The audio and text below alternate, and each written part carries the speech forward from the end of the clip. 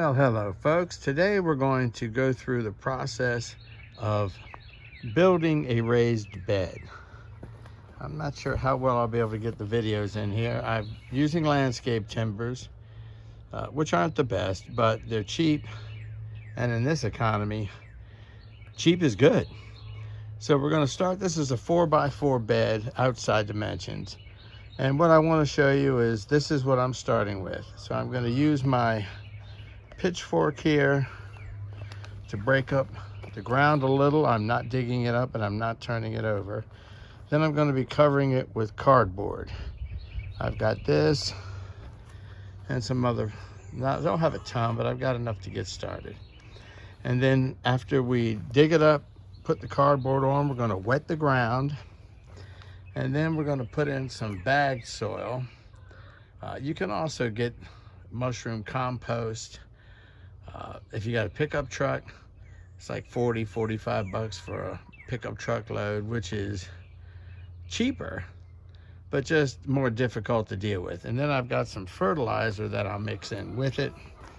Everything is quote unquote organic. And then I'll be watering it in the end with my rain barrel water, which everything sounds like it's going to be wonderful. So before we get started, I have to take you down to the girls, because even though we're not eating the eggs anymore, these things are still fun to raise. They've all got little personalities. I just threw them some sunflower seeds. They're as healthy as the dickens, laying eggs every day. All right, folks, we're getting ready to get started. Well, I thought I was going to use my heavy-duty pitchfork, but it was not heavy-duty enough. So I did go in here with a shovel. But what I want you to see is I'm not flipping the soil, because that breaks up everything that was occurring naturally. I'm just loosening it, and that way the worms are still in there. Most of the microbial action is still happening. And on top of, now I'll soak this, and then I'll put the cardboard on top, and we'll come back. Okay, it's all good and soaked now. Some of you may be asking, well, why don't you just dig the grass up? Well, you can.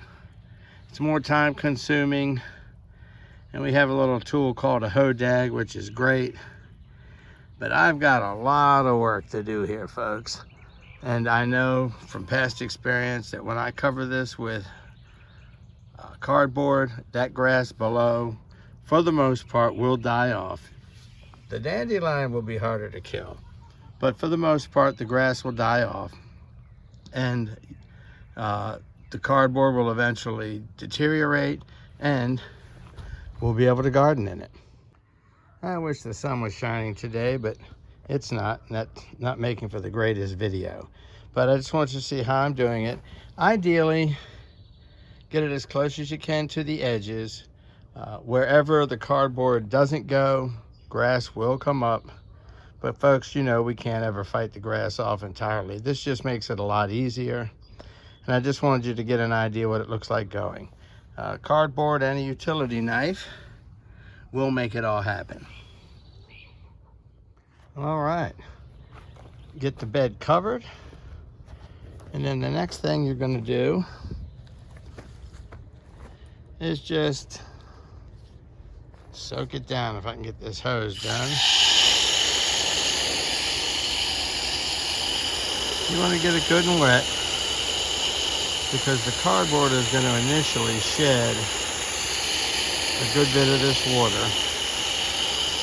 And so I'm going to water it once, let it sit for a little bit, and I'll water it again before I start putting the dirt on.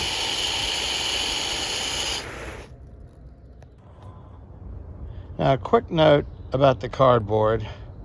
You want to get all the tape off if you can. For instance, these boxes are closed. They're closed with this tape. This tape will never deteriorate. So it won't ruin your garden, but it won't help it either. The ink, colored ink, is not a big deal. But anything that's cellophane type tape, you want to get off.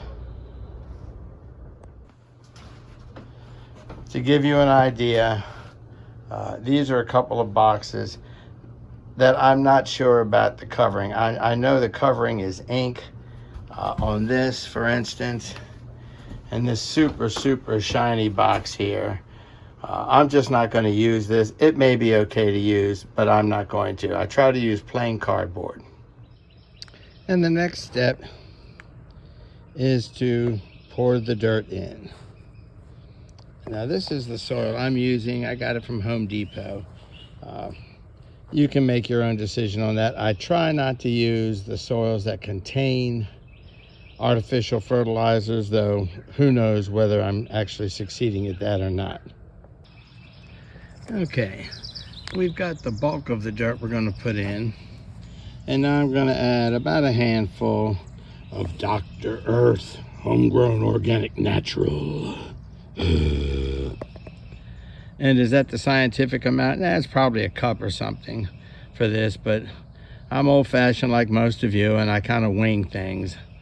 Usually doesn't kill anything off. So next time you see this bed, it'll be flat and wet.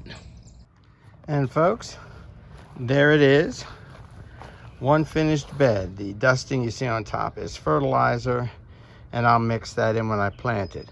Again, this is a 4x4 bed.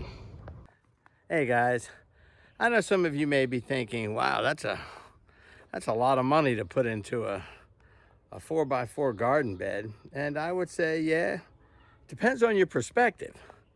Now, I've got a total of what, 1, 2, 4 cross ties in this. They're about $4.50. Let's just say $5 each. So that's $20 in cross ties.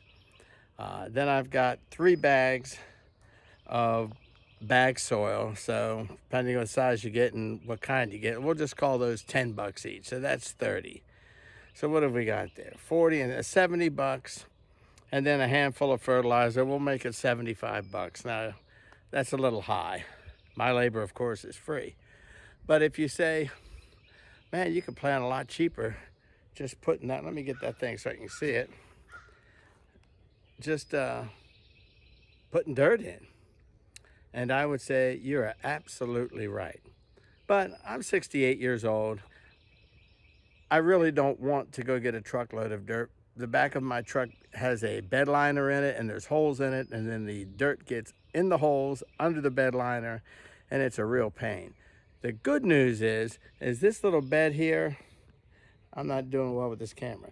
That bed is good for years. If you divide it by the years, next year I'll probably add 1 bag of bag soil to it. That's it. And it will have had the benefit of rain, nutrients coming from the plants that are growing in it, a little bit of extra fertilizer, compost that I'll throw on it. So $75, let's say the wood lasts 5 years, it will, before it's rotted out and I got to replace the bed. So what's 5 divided by 75? What is that? I can't even do the math. But you do the math, is it 25? Something, no, it's not 20. This is terrible. I can't even do the math. What is 5 into 75? So 50 is 10. Let's say it costs you $15 a year. That's not a bad investment for an attractive, there it is. There's that little beauty. An attractive bed that is going to give you 5 years of use at least. And then when you go to replace it, all you're really replacing is the wood around it. Now, you have another option, of course. You could put cinder block, which I've done in another section of the garden. And I like cinder block. I just didn't want to do those out here because of the time. I just, on a tight schedule. Today, I'm going to try to do 3 or 4 more of these beds because I don't have enough dirt to do any more than that. But once you get this thing all set up, then you have options. Then you can go in and use cinder block the next time. And you don't have to mortar them together, though if that's your thing, you can. Home Depot sells a caulk tube with glue that's specifically made for holding, like, say, the 8x16 solid, 4x8x16 solid block. And those things will last forever. Are they as attractive? No, but who cares? You're planting a garden. So anyway, folks, just wanted to give you an update on where I am on this. I don't know if I'm looking at the right spot on the camera or not. If I'm not, forgive me. You know, I'm not that good at this yet. Take care, everybody. Take care of yourself, and God bless.